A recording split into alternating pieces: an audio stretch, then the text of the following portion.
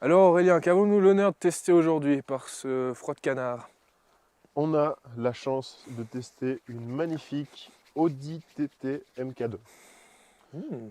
MK2, ça veut dire que c'est pas la première version. Il y a la première version, c'est la MK1, Ouais, je qui vois a très été bien laquelle c'est. présentée sous forme de concept au salon de Francfort en 1998. J'espère que cette information est juste.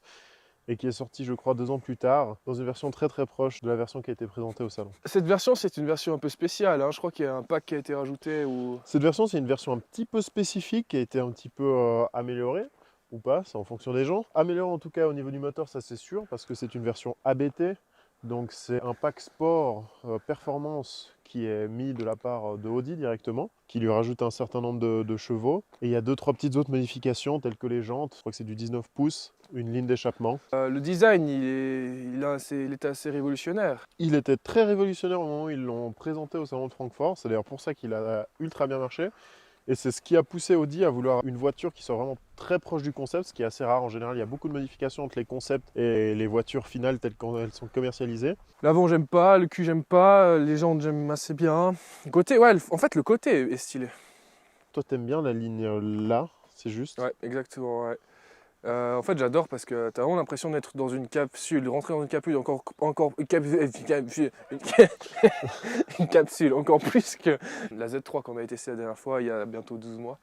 Et puis, ouais, non, ça, j'aime vraiment beaucoup. Puis cette ligne aussi, elle est vraiment, vraiment sympa. En fait, sur le de profil, il n'y a rien à dire, en fait. Elle est vraiment très équilibrée, je trouve. Et très chouette, très fun. Tu te dis, waouh, ça, c'est une voiture de sport. En plus de ce côté, ce qui est vraiment sympa, c'est qu'on voit la trappe à essence qui est siglée TT et qui est en aluminium, je crois. TT, Et c'est ça, pour je trouve dire quoi, Titi ou bien? Alors TT, c'est pas pour dire TT, c'est pas pour dire Titi, c'est pas pour dire Toto, c'est pour dire Tourism Trophy, parce que cette voiture à la base est un hommage de la part d'Audi par rapport à cette mythique course de l'île de Mans. Alors maintenant on ne court plus que des motos, mais à l'époque il y a aussi des voitures, c'est un hommage à ça. Ok, intéressant. Maintenant il n'y a plus que des motos sur le Tourist Trophy, il y a beaucoup d'accidents. Et quand la version MK1 est sortie, il y a eu aussi beaucoup d'accidents parce qu'ils ont fait une petite erreur, qu'il n'y avait pas d'aileron, qui fait qu'à l'arrière, à haute vitesse, il avait tendance à s'en aller et du coup il y a eu plein de crashs. Donc c'est peut-être l'hommage à ça, le Tourist Trophy. Moi je pose ça là. J'ai pas compris.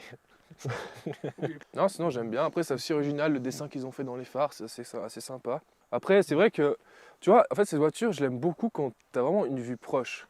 Mais quand t'es loin, par exemple, l'arrière, quand t'es loin, on a l'impression que c'est une Audi A3. Et pourtant, c'est pas basé sur le châssis d'une Audi A3, c'est basé Mais sur d'une le Golf, châssis d'une Golf, bah, exactement. c'est un peu la même chose, ou d'une coccinelle. Ça, En vrai, c'est vrai, on dirait vraiment une coccinelle qui a été aplatie par un caillou, quoi. Ouais, ça se discute. ouais. Tu peux ouvrir le coffre, s'il te plaît? Alors je peux ouvrir le coffre, mais c'est le gros bordel dedans. Puis pourquoi c'est pas nettoyé alors qu'on fait une présentation de cette automobile? Parce que j'avais pas prévu d'ouvrir le coffre. Ben, Bah voilà, nettoie. Par première... contre, ce qu'on peut Ah, remarquer, c'est qu'il y a 2 places arrière. C'est très pratique parce qu'on peut les baisser et ça te fait un énorme coffre. c'est quoi que t'aimes le plus en termes de design extérieur?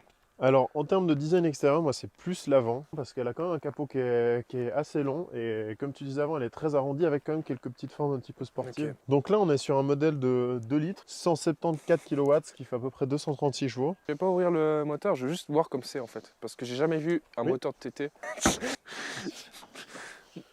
Ah, Voilà. là, c'est à l'époque où en fait les 2.0 ils signifiaient vraiment le nombre de litres que tu avais dans la voiture. Exactement, enfin à peu près, à savoir qu'en général, quand c'est du 2 litres, c'est du 1960. Oui, oui, après bon, 1960, mais c'est pas comme les nouvelles RS3 où ça met 2.3.0 Ouais. puis c'est pas du tout un 3 litres quoi. Je déteste.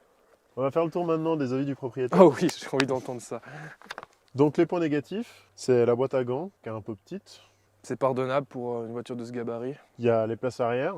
Ouais, c'est vrai. Après, c'est aussi un C'est plus parce que du coup, tu peux quand même les rabattre, tu vois, puis ça te fait un grand coffre. c'est pas vraiment 4 places, c'est plus 2 plus 2. En point négatif, il a ressorti la largeur des portières. Ouais, c'est vrai, parce que quand on ouvre par exemple, cette porte, la portière fait presque la largeur de la voiture, quoi. Ici, on voit bien, on recule encore. Voilà, comme ça, on peut bien voir la porte. C'est quand même difficile à se garer dans les ondes. Ouais, enfin bref. Voilà. Sinon, il y a des petites choses, mais qui sont explicables de par le type de voiture. Il n'y a pas d'essuie-glace arrière. C'est pas grave, sur les Z3, il n'y a pas non plus. Et sinon, en point positif, il ressort l'accélération. C'est pas une accélération progressive, du coup, tu as vraiment une sorte de coup de pied au cul quand tu Ça, c'est appuies. vrai. Bien qu'elle ait que 236 chevaux, tu as vraiment l'impression que d'un coup, t'es collé au siège. Il trouve que c'est un très bon compromis entre le sportif et puis le confort. Oui, mais Je si pense tu as que une c'est la femme, honte. si t'as une femme qui veut une voiture, tu vois, tu as un homme qui veut une voiture sportive et la femme qui veut une voiture, une Fiat 500, tu le merges un peu les deux et bim, ça te donne une Audi TT, quoi. Non, mais c'est vrai, hein. Tu mets côté boule et côté sport et tu as une boule sportive, quoi. J'en sais rien. Non, c'est mon avis. Enfin, Si c'est tu mon veux. avis Oui, et c'est plein ton d'autres sur avis. Internet, hein. Moi, je trouve que c'est quand même un modèle qui est sportif, c'est un modèle qui est sympa, qui a une super bonne tenue de route. Ça reste un roadster, moi j'adore les roadsters. Donc pour moi, Non, non, non, c'est quand même, c'est clair. C'est quand même une voiture qui est c'est originale, qui a des belles lignes, des belles formes et qui est ouais, sportif. Et c'est rare maintenant de trouver des voitures comme ça, quoi. Il n'y a plus Ouais. personne, aucun fabricant ne fait ces voitures maintenant. Maintenant, on peut voir que devant, on peut quand même s'asseoir. Merci, assistant numéro 2. C'est juste le problème, ouais, c'est les genoux, quoi. C'est vraiment là, c'est vraiment une pression assez conséquente. Et voilà. Du coup,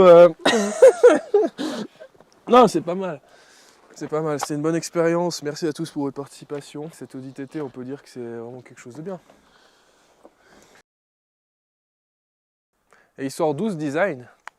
Et ce design, il sort de. J'en ai pas loin d'idée.